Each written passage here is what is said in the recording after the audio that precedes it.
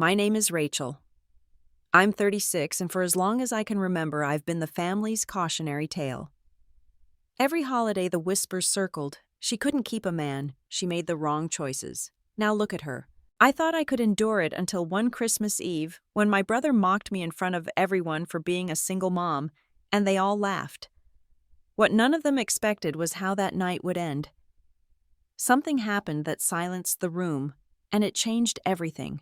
The first snow had already touched Boston that December. Streets glowed with red and green lights, store windows lined with wreaths and silver ornaments. People called it the season of warmth of family gathered close. But for me, standing in my kitchen that night, the cold pressed harder than the wind outside. On my table, wedged between stacks of unpaid bills, lay an envelope thick and polished, cream-colored with gold trim. I picked it up, inside a card with perfect lettering. Join us to celebrate the engagement of Emily Rowan and Michael Hart. Emily, my cousin, was getting married. The letters felt heavier than the whole pile of overdue notices. I held it for a long time. My fingers shook slightly, not from the draft slipping in through the old window, but from what the card represented. It wasn't just an invitation. It was a reminder. A small sticky note slipped from inside. I unfolded it. The handwriting was neat, girlish, unmistakably Emily's. "Hope you'll come, and maybe find someone to take care of you." The words stung. They sounded sweet, but they weren't. That's how Emily always did it, sugar on the outside, vinegar underneath. I stared at that note, my chest tight. Around me, my apartment whispered truths I didn't want to face. The chipped paint on the cupboards, the half-empty fridge, the bills with red stamps waiting for payment. And in the corner, Daniel's small backpack leaning against the chair, a drawing sticking out from the front pocket, 2 figures under a Christmas tree. He'd proudly told me earlier, "That's us, Mom. Just us." I set the invitation down. My breath caught. Could I walk into a room full of relatives who had made me the family's favorite cautionary tale? Every holiday, every birthday, the whispers circled back. She couldn't keep a man. She chose wrong. Now look! A sharp ring broke through my thoughts. My phone lit up. "Mom." I hesitated before answering. Rachel, her voice came fast, clipped as if she had been rehearsing. "You got the invitation, didn't you?" "I did." "Good. You'll be there." It wasn't a question. I pressed the phone tighter. "Mom, you know how it gets at those dinners. They never let me breathe." "I don't think I can." Her tone hardened. "Don't start. You'll come. Do you want to make me sit there alone while they ask where you are? Don't embarrass the family. Don't give them more reason to talk." I shut my eyes. She didn't hear me. She never did. To her, my presence wasn't about me. It was about saving her face, keeping the gossip at bay. "I'm tired, Mom," I whispered, barely audible. She didn't pause. "Rachel, just one night. Show up, smile, keep quiet, that's all. Don't be selfish." The line went dead before I could answer. I let the phone fall to the table. The silence afterward felt louder than her voice. For years, this had been the rhythm, their choices, my compliance. Their laughter, my silence. I looked back at the card. The gold lettering seemed to mock me. Emily in her silk dress, Michael at her side, the family gathered to toast their future. And me, a single mother sitting in the corner, the unspoken warning to every woman in that room. Anger bubbled sharp and hot, then faded into something heavier. Resignation. I reached for the bills, shuffled them, and set them aside. I reached for the card, too, though my hands trembled. I slid it into the drawer. My reflection in the darkened window stared back at me. Not festive, not glowing, just tired. I pulled my cardigan tighter around me. Daniel stirred in the next room, murmuring in his sleep. I walked over, peeked in. His small figure curled under the blanket, one hand still gripping his crayon. For him, I told myself, I would go. I would sit through it, endure the smiles that weren't real, the jokes that weren't harmless. I had no choice. The city outside shimmered with celebration, but inside my apartment the air weighed heavily. That card had already decided my night. And somewhere deep down, I knew when I stepped into that glittering room, every eye would turn. They always did. I shut off the light. The invitation rested hidden in the drawer, but its presence filled the room like a shadow. That dinner was coming, and it would be a long night. Morning light filtered weakly through the thin curtains of my apartment in Dorchester. The sun never shone strong in winter, but that day it felt softer than usual, pale and watery. I woke to the sound of giggles echoing through the small space. Daniel was sitting cross-legged on the worn rug, his fingers stained with crayon wax. In front of him, a piece of paper nearly drowned under bold strokes of red, green, and yellow. He was drawing a Christmas tree. The stars were crooked, the ornaments uneven, but the picture glowed with life. Watching him, I felt something inside me unclench. For a moment, the bills piled on the counter. The tension of last night's phone call, the weight of that invitation, all of it faded. He looked up at me, his face bright. "Look, Mom, this one's for you." He held the paper higher, his smile wide. I knelt down beside him. "It's beautiful," I said softly. "Daniel has always been my anchor. 6 years ago, when my world split apart, when the man I trusted most walked away, I made a choice, a bold one. I didn't beg him to stay. I didn't chase him. I went to a clinic, sat in a cold white office, and signed papers that would change my life forever.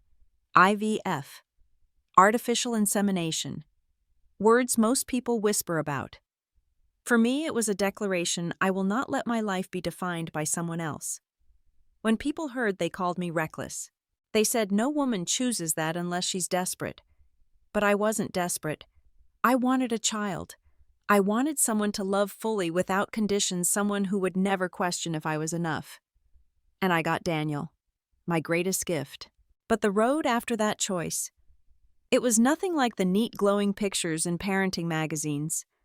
I remembered those nights working back-to-back shifts, mornings in an office answering calls, nights in a diner wiping down counters until my hands cracked.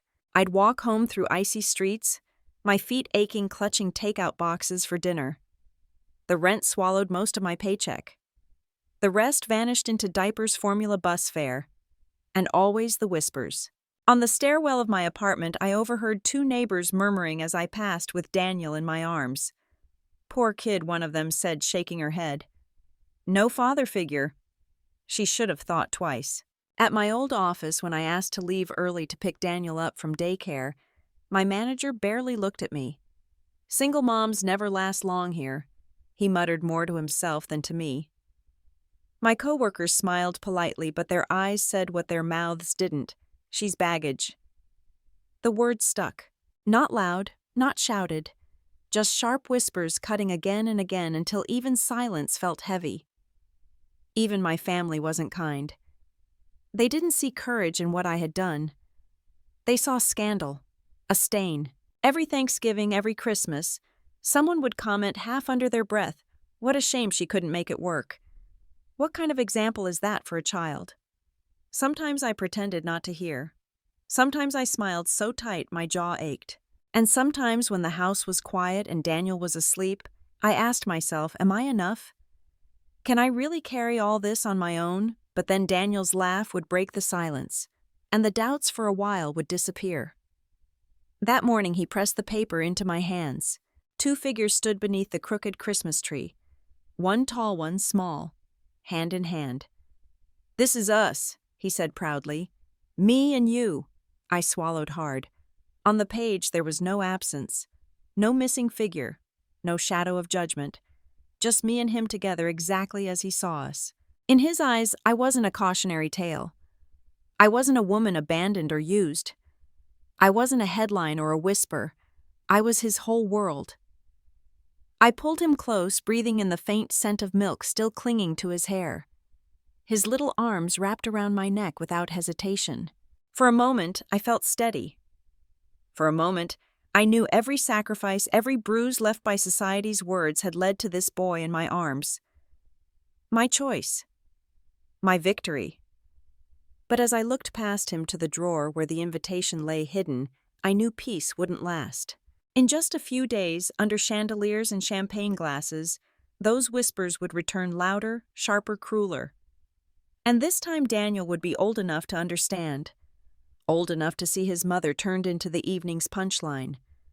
I pressed the drawing flat against the counter. Daniel beamed up at me. I smiled back, though something heavy tugged inside. The party was coming. And no matter how bright Daniel's colors were, I knew the night ahead would be darker still. Daniel was sprawled on the living room rug, toy cars lined up in perfect rows. His small voice filled the apartment as he narrated an imaginary race. Watching him, I felt warmth I could never explain. Yet beneath that warmth, memories stirred. His laughter had a way of pulling me back, sometimes to joy, sometimes to pain. That morning it brought me back to a girl I used to be. A girl who once believed she was loved the same as everyone else. The memory wasn't gentle. It pressed sharp against me. I was 12, standing in front of my school auditorium with a medal still hanging from my neck.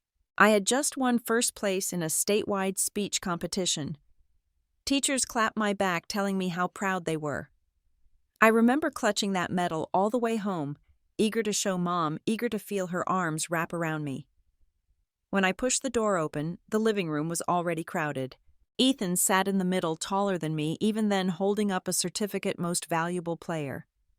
Mom's face lit up as she rushed to him, hugging him tight. "My boy," she said, her voice glowing. "You're amazing." I stood there, medal cold in my hand, waiting.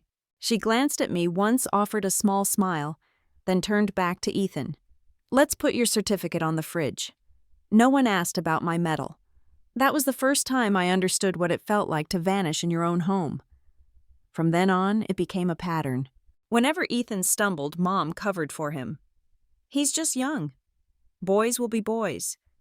When I brought home A's when scholarships arrived in the mail, the best I got was, "That's nice, Rachel. Don't make your brother feel bad." I learned to shrink myself, to swallow my victories before they drew too much attention. One memory stood sharper than the rest. A summer barbecue, relatives scattered in the yard. Ethan had a group of friends over. I was 16.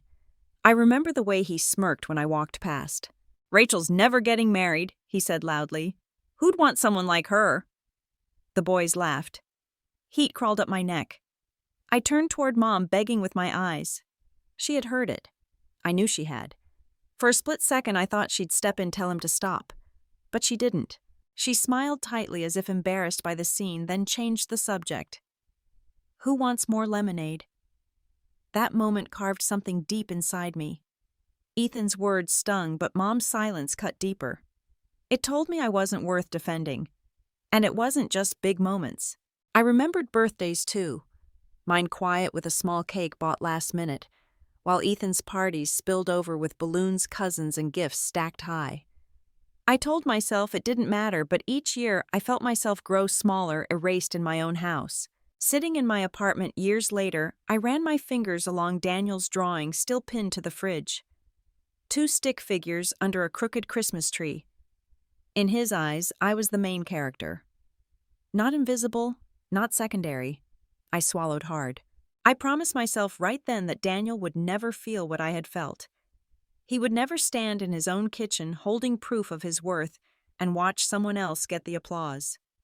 Still, fear crept in. The invitation lay hidden in my drawer, waiting. Another family gathering, another chance for old patterns to repeat. And this time, Daniel was old enough to notice, old enough to hear. I leaned against the doorway, watching him push his cars across the floor. His voice was cheerful, unaware. But in the pit of my stomach, the weight grew heavier.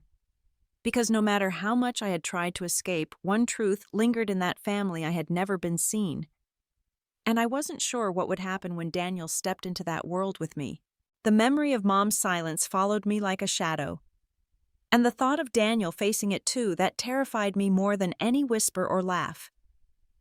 I pressed my hand flat against the fridge over Daniel's picture as if it could anchor me.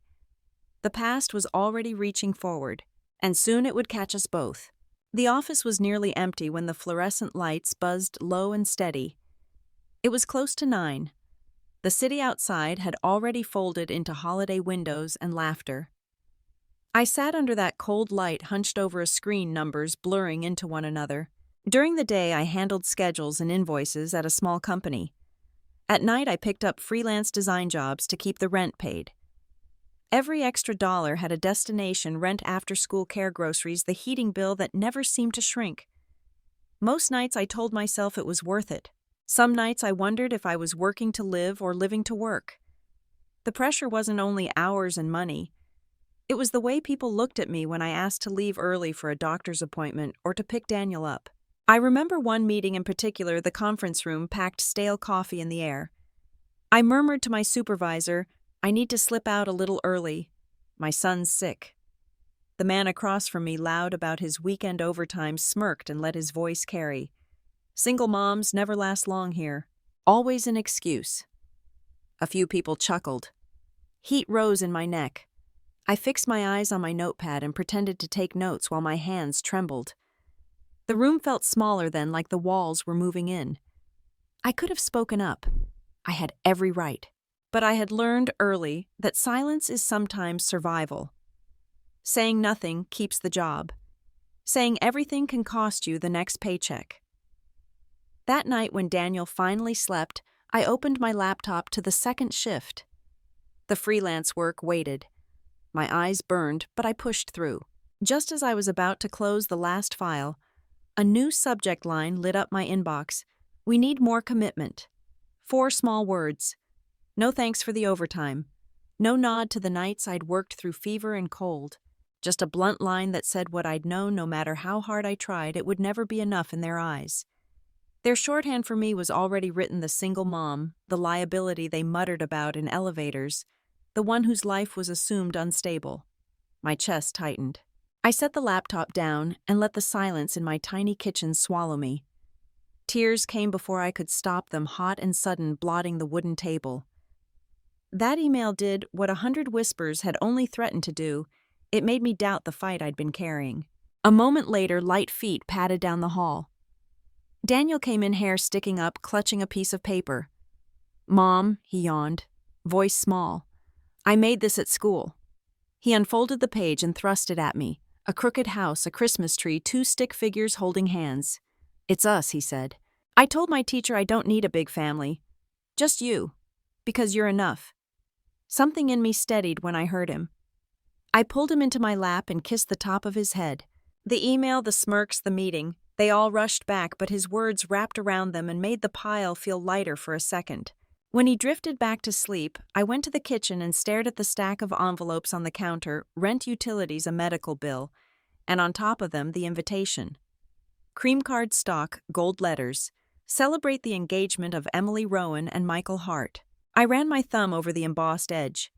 The invitation sat like a promise of humiliation: polished rooms, tuned laughter, relatives ready to remind me where they thought I belonged.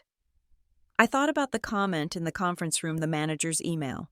I thought about the neighbor who had whispered "poor kid" as I carried Daniel past the building, about the woman in the elevator who had recoiled when my stroller bumped hers.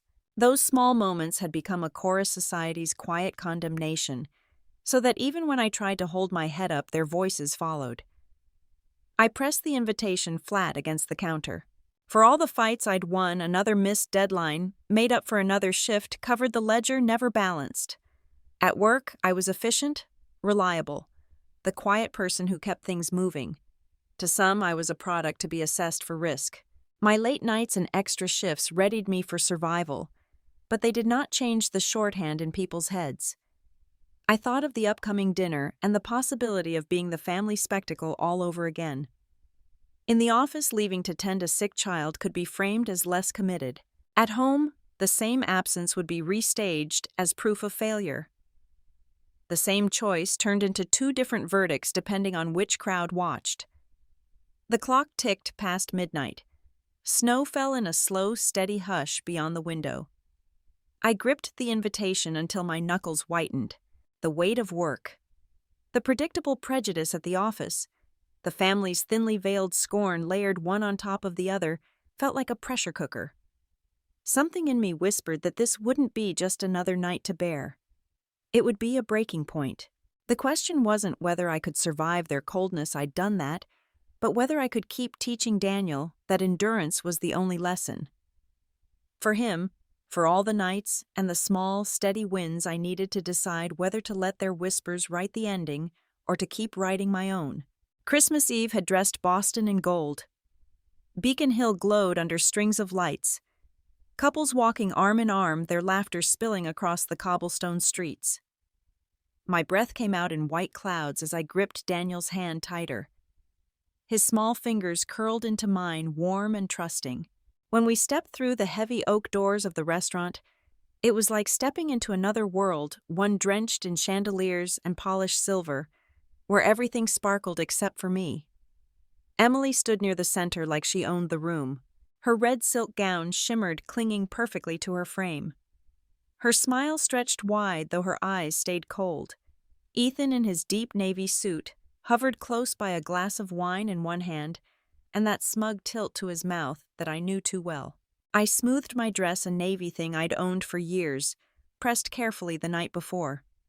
My shoes weren't mine at all, but borrowed from the neighbor across the hall. I told myself it didn't matter. But every reflection in the mirrored walls reminded me it did. A server guided Daniel toward the children's table tucked in the corner with crayons and chicken tenders. He gave me a quick grin before sitting down. For a second, his smile made me stronger. Then I turned and faced the room. The weight of my eyes fell on me like a spotlight. Not one word was spoken, but the message was clear: Rachel, the single mom. I was directed to a chair near my mother Linda and Aunt Valerie. My mother kept her gaze fixed on her glass of red wine, swirling it slow, pretending she hadn't noticed me. Valerie, cheerful as always, filled the silence with talk about her dog's new Christmas sweater, her voice rising too brightly. Neither asked how I'd been, whether I was holding up. The truth settled heavy. I wasn't welcome yet. I was necessary. They needed me here, not to include me, but to serve as contrast. To be the reminder of what not to become. Emily floated by, her perfume trailing like smoke. She bent slightly, her voice syrupy. Sweet. Rachel, you made it. Alone again, I see. Her smile didn't waver. My lips pressed into a line. I nodded once and she drifted away, already focused on her next admirer. I sat still, hands folded over the linen napkin in my lap. My ears picked up snippets of conversation around me: wedding plans, honeymoon destinations, the price of the wine being poured. Not once did anyone turn to me. The humiliation wasn't loud. It wasn't a sharp insult hurled across the table. It was softer, almost invisible, but no less cutting. The way Valerie changed the subject the moment I opened my mouth. The way my mother's shoulders stiffened when I shifted beside her. The way laughter passed right over me as if I were transparent. I lifted my glass of water, forcing my hand not to shake. Silverware clinked around me, meat roasted to perfection filled the air, but none of it reached me. Everywhere I looked, people wore armor, designer gowns, tailored suits, polished smiles. I had only my borrowed shoes and my stubborn pride. My gaze swept the room, landing briefly on Michael, Emily's fiancé. He wasn't laughing with the others. His eyes lingered on me a moment too long, thoughtful, almost conflicted, before he looked away. It was so quick, I wondered if I had imagined it. But something about that glance settled inside me like a question I didn't know how to answer. The night wore on in a blur of toasts and carefully rehearsed laughter. I kept my back straight, breathing slow, refusing to shrink in my chair. Still, the room pressed closer as if it knew how easily I could be broken. And then I saw it. Ethan standing across the table, his eyes narrowing, his mouth twisting into that familiar half-smile. A look I had learned to fear because it always came before the words. I knew. This night would not slip by quietly. The music drifted softly, violins weaving with the clinking of silverware, a perfect background for what looked like a flawless celebration. I sat stiff in my chair, forcing a smile that felt painted on. Each second dragged the tension beneath the laughter, pricking at me like invisible needles. Emily stood. Her red silk gown shimmered under the chandelier, every movement deliberate, her champagne glass raised high. The room hushed instantly. All eyes turned to her, hungry, expectant. She wore that kind of confidence I had never been allowed, commanding, radiant, rehearsed. Her speech began sweetly, almost tender. She thanked her guests, praised Michael, her soon-to-be husband, and spoke of love with a practiced cadence. Then her gaze flickered toward me quick but sharp, and her tone shifted. Finding a man like Michael, she said brightly, is rare. Some people aren't that lucky. Some people, even at this age, still have only one child. But not a real family. The words cut through the room like glass breaking. A pause, and then laughter. Actual laughter, rolling genuine cruel. Someone clapped. A cousin smirked into her drink. My face burned hot, though my hands turned ice cold under the table. Before I could breathe, Ethan leaned forward, voice booming enough for the back tables to hear. "Yeah," he said, his grin wide, cruel. "A mom without a man. That's all she'll ever be." The laughter swelled again, louder this time, egged on by his confidence. He leaned back, smug, like he'd just scored a point in some long-running game. Then Uncle Robert slammed his hand against the table, nearly spilling his wine as he roared with laughter. "He's right. Men don't want used goods. Who'd want a dented car, huh?" His words carried echoing across the hall. A few younger guests chuckled nervously, joining in just to belong. The air turned sour, heavy with mockery. My fingers twisted the napkin in my lap until it wrinkled into a knot. I kept my chin high, but inside shame and fury clashed violently. I wanted to vanish, I wanted to scream, but I stayed still, every muscle locked in place. Out of habit, my eyes darted to my mother. Linda sat next to me, a wine glass poised near her lips. She didn't move. She didn't speak. She didn't even look at me. It was the same silence I'd known my whole life, her quiet agreement, her refusal to intervene. That silence struck harder than Ethan's words or Robert's laugh. It told me what I already knew: in this family I had never been worth defending. I turned desperate to the children's table. Daniel was hunched over a coloring sheet, crayons scattered around him, his little shoulders swaying as he hummed to himself. He hadn't heard. Relief rushed through me, but it was tangled with dread, because I knew someday, maybe soon, he would be old enough to understand. Old enough to hear the words, see the smirks, and recognize that his mother was the joke. The thought hollowed me out. Laughter still rang around me, clinking glasses punctuating the mockery. My ears buzzed. My pulse was hammered. I forced myself to breathe steady and slow, because breaking down here would only feed them more. From across the table, I caught Michael's face. Emily's fiancé. He wasn't laughing. He wasn't clapping or smiling. His jaw was set, eyes fixed on me with something unreadable: anger, discomfort, whatever it was. It was different from the rest. But no one noticed. Everyone else was too busy reveling in the joke that was me. I straightened my back, though my insides churned. My napkin was shredded in my grip. The humiliation clung to the air, thick, suffocating. And still no one stopped it. Not my mother, not my aunt, not a single cousin. The entire room was united in their silence, or worse, their laughter. The sound of it wrapped around me, crushing. My throat tightened, but I refused to let a single tear fall here in this place in front of them. I swallowed hard, pressing the lump down, gripping the table as if it might hold me upright. The music swelled again, violins picking up as if nothing had happened, as though this cruelty was just another part of the evening's entertainment. I sat frozen, the laughter still echoing in my head. And I knew this was just the beginning. Because once they start, they never stop. The laughter thinned, fading into nervous giggles before vanishing altogether. I sat, frozen heat burning across my face, as if the whole room had struck me without ever lifting a hand. My pulse pounded in my ears, drowning the clatter of forks and glasses. In that sharp quiet, I waited. For someone, anyone, to cut through it. For a hand on my shoulder. For a voice strong enough to say enough. But nothing came. The dining hall, a place that just moments before had roared with cruel amusement, now slid into eerie stillness. Silverware chimed softly against porcelain wine glasses lifted too carefully to mouths. My relatives, people who had watched me stumble and grow for decades, suddenly became strangers. Aunt Valerie forced a brittle laugh as she leaned toward the woman beside her, chattering about the snowstorm forecast. My mother sat rigid at my side, her gaze anchored to the swirl of ruby liquid in her glass, as though studying it could erase me unraveling inches away. The silence screamed louder than the insults. I shifted in my chair, the old navy dress scraping rough against my skin. The tightness in my chest pressed deeper than Emily's cutting remark or Ethan's booming jab. This silence was worse. It was an agreement, approval, the confirmation of every fear I carried in with me. To them, I was exactly what they'd always whispered: a failed woman. Someone who deserved to be pitied, mocked, erased. I scanned the familiar faces.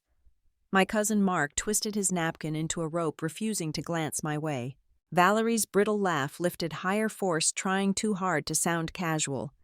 Even the cousins I once babysat hunched lower over their plates, as though the roasted lamb was suddenly worth studying. And my mother Linda, so close I could brush her sleeve, yet impossibly far. She never looked at me, never frowned at Ethan or shushed Robert. She let their words hang heavy in the air, the laughter echo unchecked, as if it belonged. Just like years ago when Ethan had sneered that no one would ever marry me and she had simply passed the lemonade to the guests. The memory cut through me like glass, me at 16, standing alone in the yard, waiting for her to choose me. She never had. The silence pressed harder. I drew in a shaky breath, lifting my chin despite the tremor inside me. My gaze swept the table, daring someone to meet my eyes. One by one, they flinched away. No one wanted to be caught seeing me, seeing the family's cautionary tale made flesh. It hit me all at once: Emily and Ethan hadn't humiliated me alone. The whole room had. By laughing, by ignoring, by choosing stillness when they could have spoken. Their silence was as sharp as any insult. My hands clenched under the table nails, biting my palms. My body trembled, but I refused to bow.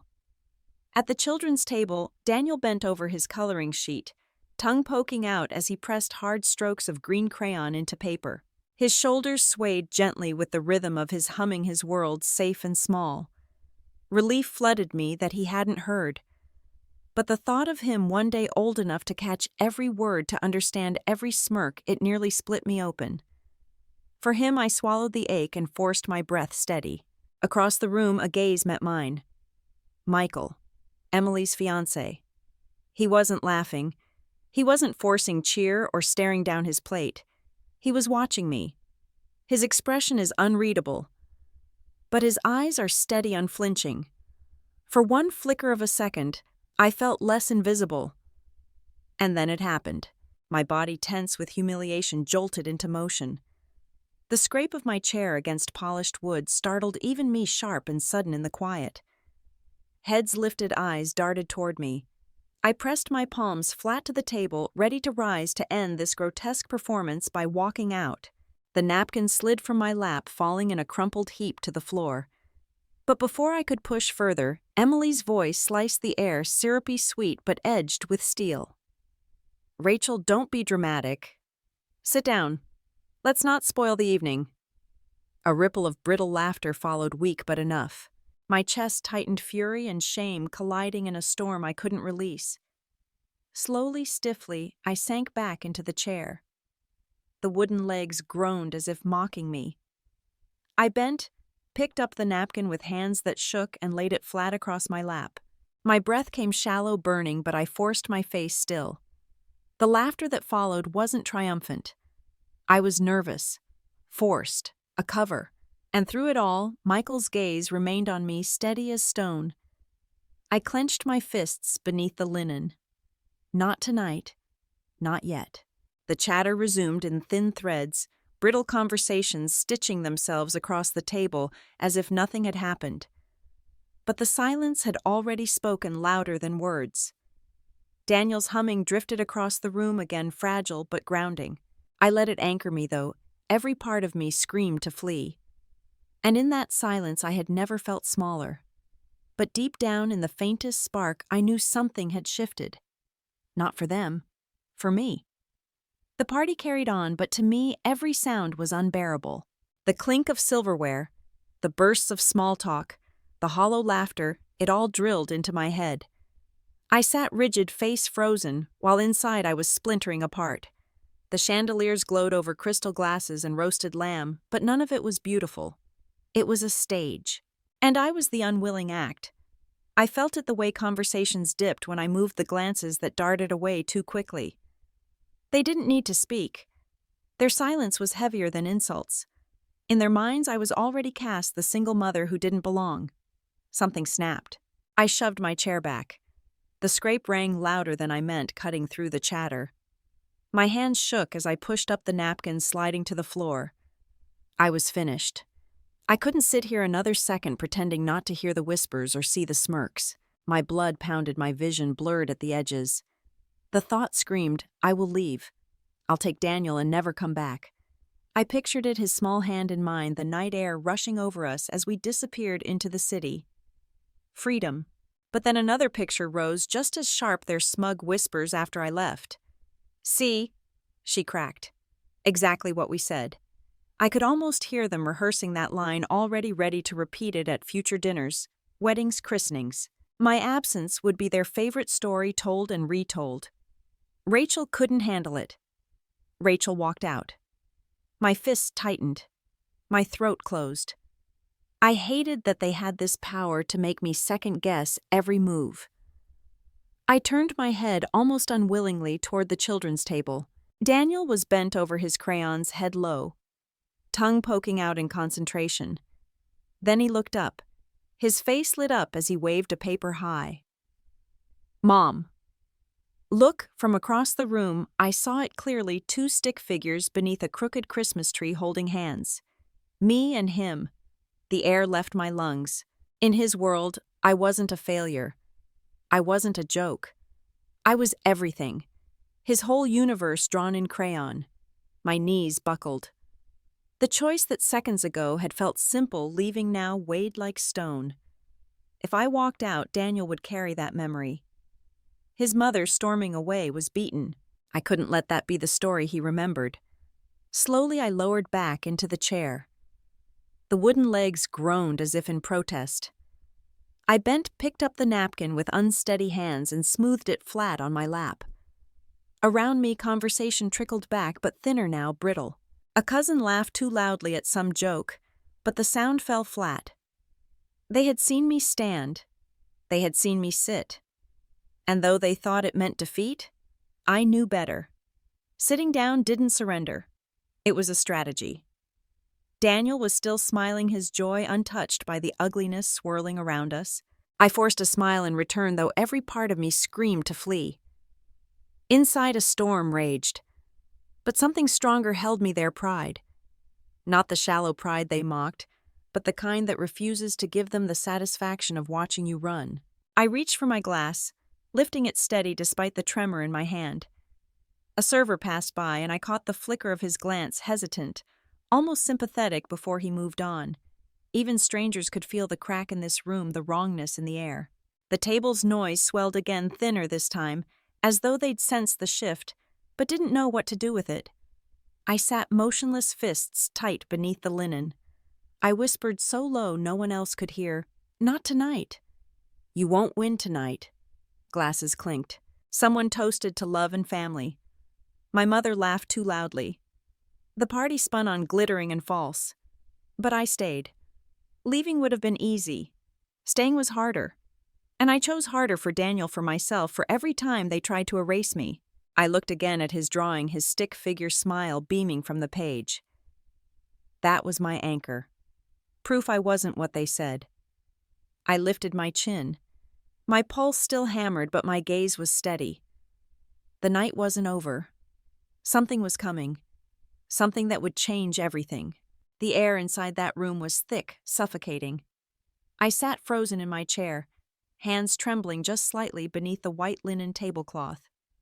Somewhere in the back, a nervous laugh escaped someone's lips, but it died almost immediately. What followed was worse than mockery, an oppressive silence heavy with the taste of cruelty. It felt like the room had just enjoyed a show at my expense and was now waiting eager for the encore. And then it happened. The sound cut through the hush like a blade, the scrape of a chair sliding back against the polished floor. I looked up. Michael Hart, the groom-to-be, the man we had all gathered here to celebrate, was rising. His face was unreadable, stripped of the polite smile he had worn earlier in the evening. He adjusted his jacket with deliberate calm, his movements precise measured. Then he stepped away from his chair. Each strike of his leather shoes against the wooden floor echoed through the grand room louder than the music, louder than my own heartbeat. Every head turned toward him. Emily's smile faltered, her perfectly painted lips tightening, as if she had just lost control of her stage. My brother Ethan leaned back in his seat, arms crossing a smirk, tugging at his mouth like he was settling in to enjoy another act. Uncle Robert sipped his drink, curious, while my mother's hand froze halfway to her glass of wine. And me, I could barely breathe. A thought sharp and terrifying slashed through me. He's going to join them. He would add his voice to theirs, pile on another layer of humiliation, this time from the man everyone in the room respected. If Michael mocked me, if he turned his words against me, it would be the final blow. I lowered my gaze, bracing for it. Words had already carved deep into me tonight. One more might shatter what little I had left. But Michael didn't turn toward them. He kept walking, step by step, circling the table until he reached where I sat. The air in the room shifted with him. Conversations died completely. Forks hovered mid-air. Glasses dangled forgotten in uneasy hands. And then he stopped. Right beside me. The silence deepened. It was no longer empty, it was charged, waiting. Every eye was fixed on him. Michael let the moment stretch, his gaze sweeping across the crowd. His eyes paused on Ethan, sharp and steady. Then he looked at Emily, whose hand tightened nervously around her glass. Finally, his eyes shifted toward me. Just for a second. Enough for me to see something I hadn't expected: resolve. When he spoke, his voice was calm but carried weight. Each word sliced clean through the silence. I think they should know something. 6 words. That was all. But they fell into the room like a stone into still water, sending ripples everywhere. Emily blinked too quickly, lips parting before pressing together again, the smile gone. Ethan tilted his head, frowning as though daring Michael to go on. My mother stiffened her eyes, finally rising from her glass for the first time all evening, confusion flickering across her face. I felt every gaze shift again, this time not to me but to him. For once I wasn't the center of the mockery. He was. He had pulled the spotlight onto himself. The balance of the room had shifted. Inside me, a storm of emotions clashed: fear, hope, disbelief. What did he mean? What truth was he about to reveal? Was he really about to defend me, or would he take the chance to twist the knife deeper? I wanted to believe he wasn't like them, that he had seen me, really seen me, through all the chaos tonight. But hope was dangerous. I had been burned before, even by my family, especially my family. Emily leaned forward, voice sharp but shaky. "Michael," she said, forcing out a laugh, "you're making everyone nervous. Sit down, please." But he didn't. His stance only grew firmer, his chin lifting slightly as he looked around the room once more. "I think it's time," he repeated slower this time, "that you all knew something important." The tension spiked. I felt it ripple through every guest seated at that long, glittering table. It was as though the chandeliers themselves leaned in, holding their breath. Ethan's smirk faltered just barely. Linda, my mother, shifted uncomfortably, her hand tightening on her wine glass. Even Uncle Robert, always so quick with his crude remarks, stayed silent, now eyes narrowing as if trying to read where this was headed. As for me, I sat rooted to the spot, my heart hammering so hard I thought it might break free from my chest. Michael's words replayed in my head. They should know something. What? What could he possibly say that would matter? Then it hit me. He wasn't just stalling, wasn't just speaking to buy time. He was building, preparing. Whatever he was about to reveal, it wasn't small, it wasn't casual. And I realized something else for the first time all night: I wasn't the one they were laughing at. I lifted my head, meeting the eyes around me. No one dared smirk anymore. No one whispered. They were waiting. Waiting for him. Waiting for the truth. And in that pause, something inside me shifted. For hours I had been silent, shrinking, bracing for blow after blow. But now, because of him, the tide has turned. I wasn't invisible anymore. Something was about to break open. and I could feel it in my bones. The night was no longer theirs to control. Michael stood beside me, the glow from the chandelier catching the sharp lines of his face.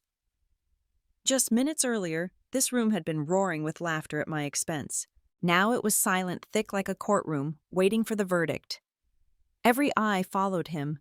Every breath seemed to pause. My own chest tightened, heart pounding against my ribs. And then he spoke. "You laugh because you think Rachel is a failure.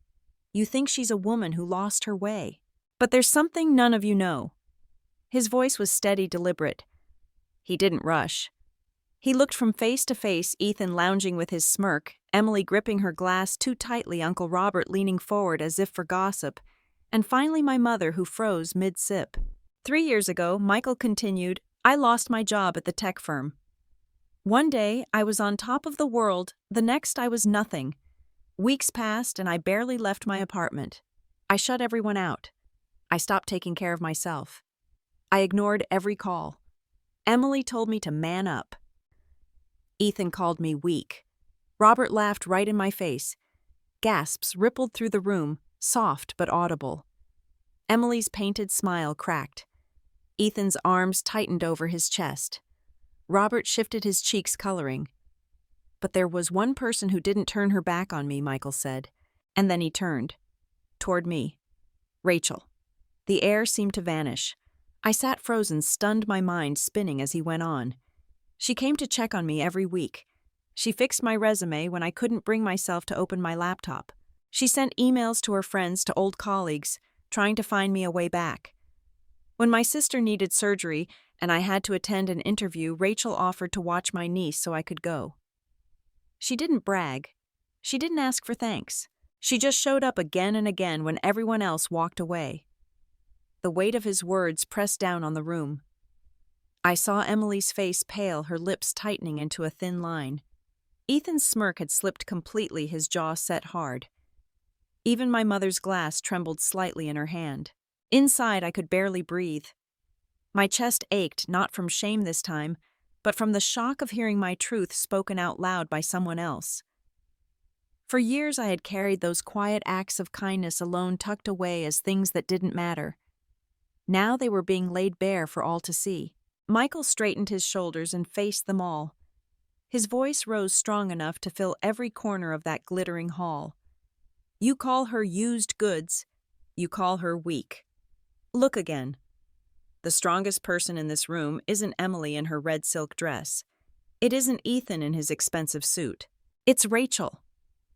The woman who has raised her son alone, worked 2 jobs to survive, and still had the strength to pull me out of the darkest time of my life. The words struck like thunder.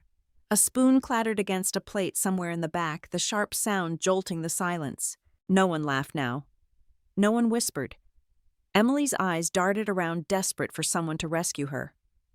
Ethan's face flushed, his jaw tight, as if chewing on rage. Robert cleared his throat, suddenly fascinated by his wine glass. And my mother, she finally looked at me. Really looked, her expression unreadable but shaken. I sat still, my hands gripping the edge of the table. My eyes burned not from humiliation, but from something I had almost forgotten how to feel: pride. Michael's voice softened slightly, but it carried just as strong. When the world walked out, she stayed. When I thought I had no one, she showed me I wasn't alone. So tell me, who here is really weak? Who here is really a failure?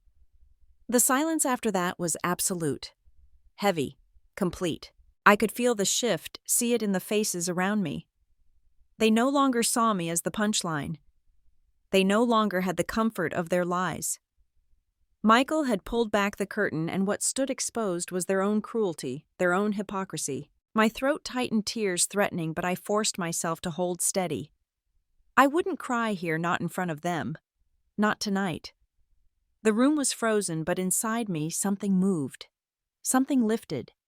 For the first time in years, the shame didn't weigh heavier than my shoulders could bear. Instead, I felt light, almost unmoored, as if the walls they had built around me were cracking open.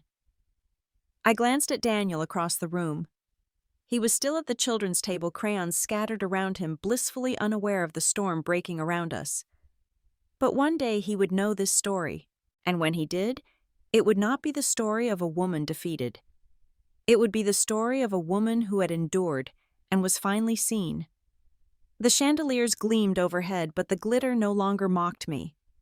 It illuminated something new, a truth too powerful to bury again. Michael turned toward me once more. His eyes softened just slightly, and in that look I saw it not pity, not obligation, but respect. Respect, the kind I had been denied my entire life. The kind that for the first time left the rest of them speechless. And in that silence I knew the tide had turned. After Michael's words, the room collapsed into silence. No clinking glasses, no forced laughter. Just stillness, thick and heavy like dust settling after an explosion. Faces that once shone with smug amusement now looked rigid, caught in a harsh light they couldn't escape. I sat unmoving, my hands folded neatly in my lap. For once, silence wasn't abandonment. It wasn't betrayal. It was their defeat. Ethan was the first to break under it. His face flushed, deep red ears burning jaw tight. He stared down at his plate, gripping the stem of his glass until his knuckles whitened. The same brother who had mocked me so loudly now couldn't raise his eyes. His confidence had drained away, leaving him small-cornered. Emily shifted in her chair, her red dress shimmering under the lights, but her poise was gone. Her lips pressed together, trembling, her eyes darting from one guest to another. She tried to force a smile, but it cracked at the edges, brittle fake. She wanted anyone to step in to rescue her from the truth hanging in the air. But no one moved. Uncle Robert coughed a gruff, awkward sound that only drew more attention. "He's just emotional," he muttered, gesturing vaguely toward Michael. But the words fell flat. No one nodded. No one laughed along. He shrank back in his seat, his earlier joke about me now a mark of shame he couldn't erase. And then my mother. Linda finally lifted her gaze from her glass. For a second our eyes met. Her expression flickered confusion, guilt, fear, all tangled together. It wasn't remorse, not fully. It was the realization that her silence, the same silence she had carried for years, had been stripped bare for everyone to see. She looked away quickly, but the damage was done. The tension in the room shifted like a tide turning. Just minutes before I had been the center of ridicule. Now every eye slid toward Ethan, Emily, Robert, even Linda, not to laugh, but to judge. The air buzzed with it, unspoken but sharp. I didn't say a word. I didn't need to. My silence now was no longer the silence of defeat. It was the silence of someone vindicated. Guests began shifting uncomfortably in their seats. Valerie fiddled with her bracelet, not daring to look up. A cousin whispered something to his wife, but she hushed him quickly. Their discomfort fed the weight pressing down on the very people who had tried to bury me under theirs. And then a sound cut through the tension. Mom Daniel's voice. He came running from the children's table, clutching his drawing, his cheeks flushed with excitement. "I finished it, look!" He held it up high, a piece of paper covered in bright crayon strokes. A Christmas tree, crooked but cheerful. 2 stick figures holding hands. Me and him. The sight nearly undid me. His voice, pure and innocent, echoed in the heavy silence like a bell. Every adult in that room turned eyes softening despite themselves. My son's joy sliced through the bitterness like sunlight through storm clouds. I bent down, pulled him close, pressing a kiss into his hair. My hands shook, but not from fear this time, from pride, from relief, from knowing that in his eyes I had never needed anyone's approval to matter. Around us, the silence deepened into something else: embarrassment, awkwardness, shame. The very people who had sneered were now forced to watch the simple truth I had what they couldn't touch. Love, a bond untarnished by their cruelty. I straightened Daniel's small hand tucked firmly in mine. My chair scraped against the floor as I rose. The sound was sharp, deliberate, carrying through the room like a closing statement. Not one person stopped me. Not one dared to speak. I turned my gaze across the table. Emily stared at her lap, jaw, clenched fury barely contained. Ethan's head hung low, shoulders slumped. Robert swirled his wine aimlessly, eyes fixed anywhere but mine. And Linda. She looked down, her lips pressed thin as though the weight of years was finally pressing back. I didn't gloat. I didn't smile. I didn't need to. Their silence, their lowered heads said everything. Daniel tugged at my hand, showing me his drawing again, pointing proudly at the two figures under the tree. I whispered, "It's beautiful," and he beamed, oblivious to the storm his simple joy had quieted. And in that moment I realized this was karma. Not shouted, not violent, not a spectacle. Just a mirror held up in the brightest light, forcing each of them to see themselves for what they were. I stepped away from the table, Daniel by my side. Still no one moved to stop me. No one dared to call my name. Their silence followed me, but it was no longer mine to carry. It was theirs. As I passed, I let my eyes sweep over them one last time. Emily's fists clenched in her lap. Ethan's stare glued to the floor. Robert's false bravado is gone. Linda's face pale, her hand trembling against her glass. None of them looked back. Not out of respect, out of shame. And I knew as clearly as I knew, the weight of Daniel's small hand in mine, this was the moment I had been waiting for all my life. The night their cruelty turned inward. The night they tasted their own medicine. The night karma filled the room. The heavy wooden doors closed behind me with a dull thud, cutting off the muffled sounds of the banquet. The cold Boston air rushed in, stinging my cheeks, filling my lungs. For hours I had sat in a gilded room, suffocating under chandeliers and false laughter. But here on the brick streets glowing under Christmas lights, I could finally breathe. Daniel's small hand was in mine, warm despite the night chill. He looked up at me, eyes sparkling, cheeks flushed from excitement rather than shame. "Mom, can we decorate the tree when we get home?" I nodded, my lips curving into a quiet smile. Of course. And just like that, I understood. I didn't need Ethan's apology. I didn't need Emily's approval. I didn't even need my mother's acceptance. Everything that mattered was already beside me, tugging my hand, asking about tinsel and ornaments. We walked slowly down Beacon Hill, past glowing windows where families gathered, laughter spilling onto the street. For a moment I wondered how many of them looked as happy as they pretended. Then I let the thought go. Because for the first time in years, I didn't measure myself against anyone else's picture of perfection. My phone buzzed in my pocket. I pulled it out, thumb hovering over the screen. A message. 2 words. "I'm sorry." From my mother. I stared at it for a long time, the glow of the screen reflecting on my glove. My heart twisted, old wounds aching. For years I had begged for those words, waited for them, built fantasies around what they might feel like if they finally arrived. Now here they were, but they didn't land the way I once imagined. I slipped the phone back into my pocket without answering. Not because I didn't want it, but because I didn't need it anymore. My worth wasn't hers to give or take. Daniel broke into a run ahead of me, his little boots slapping against the wet pavement. He held up his drawing from the dinner, waving it in the air like a flag of victory. "Look, Mom, it's us. See how big I drew you?" I laughed, breath-forming white clouds in the dark. "I see baby." His joy was contagious. With each step, the weight slid off my shoulders. The kind of weight you don't realize you've been carrying until it's gone.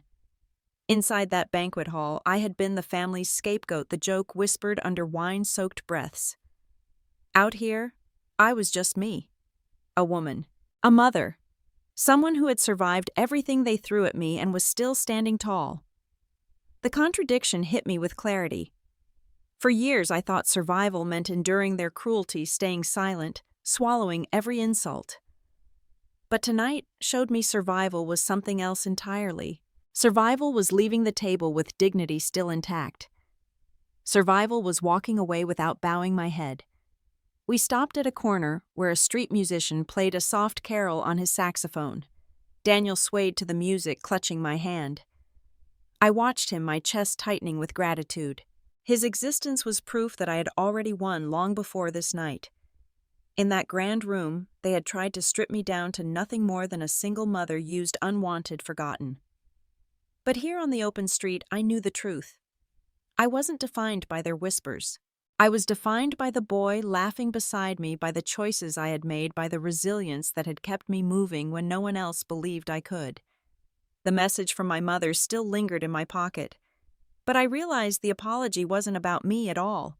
It was about her, her guilt, her reckoning, her own silent karma to carry. I didn't have to carry it for her anymore. Daniel looked up, his breath puffing white in the cold.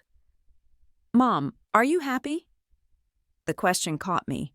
I crouched down, my hands on his small shoulders, looking straight into his innocent eyes. "Yes," I said softly but firmly. "I'm happy." And for the first time in a long time, I meant it. We crossed the street together, Christmas lights strung above like a canopy of stars. Daniel skipped beside me, humming a tune I didn't recognize. I let the sound wash over me, steadying my steps. In the distance, the restaurant still glittered, full of polished glasses and strained smiles. Behind those walls sat Ethan, Emily, Robert, and Linda, each trapped in their own silence, faces burning under the weight of what had been exposed. They would drink their wine, trade awkward glances, and try to pretend the night wasn't ruined. But the truth would follow them, cling to their memories, replay every time they tried to erase it. That was their burden, not mine.